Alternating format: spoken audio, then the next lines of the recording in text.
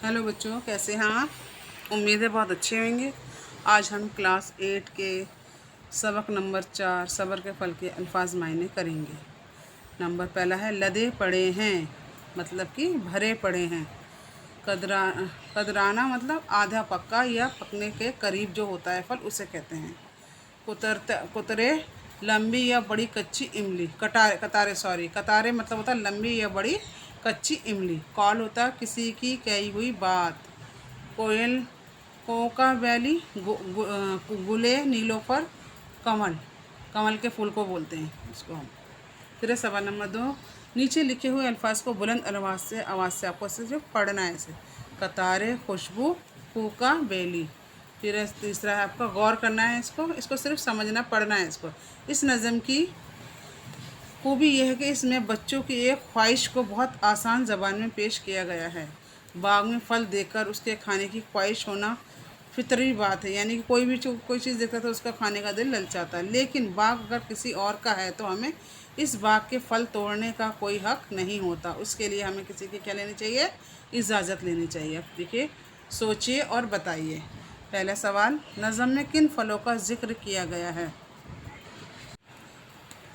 इसका जवाब आप यहाँ से लिख सकते हैं। इस नज़म में अमरूद, शरीफे और खरबूजा का जिक्र किया गया है। पढ़ा था ना 3 के बारे में, अमरूद, शरीफे और खरबूजे।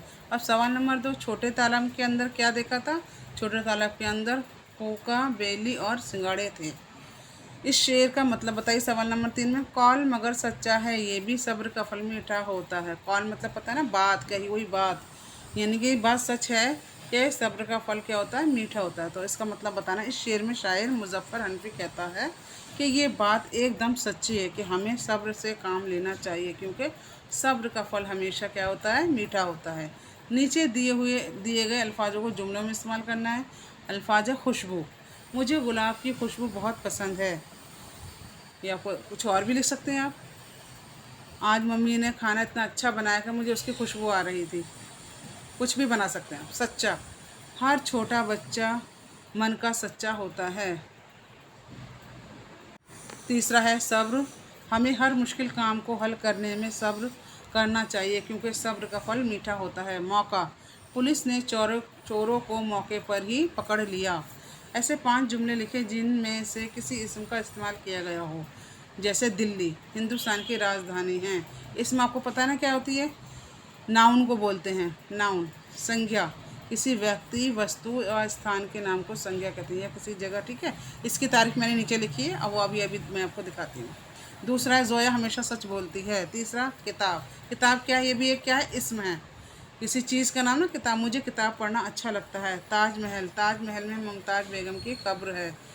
ज़िया कहानी पढ़ रही है। अब देखिए, मैंने यहाँ पे इसम की तारीफ भी लिख दी आपकी आसानी के लिए। देखिए, किसी शख्स, जगह या चीज़ के नाम को इसम कहते हैं, जैसे जोया, दिल्ली, मेज़ वगैरह वगैरह।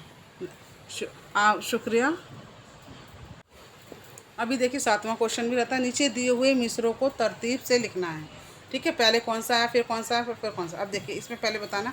पहले क्या, इमली की नीची डाली पर, ये लिखेंगे पहले हम। इमली झूल रहे हैं 5 कतारे।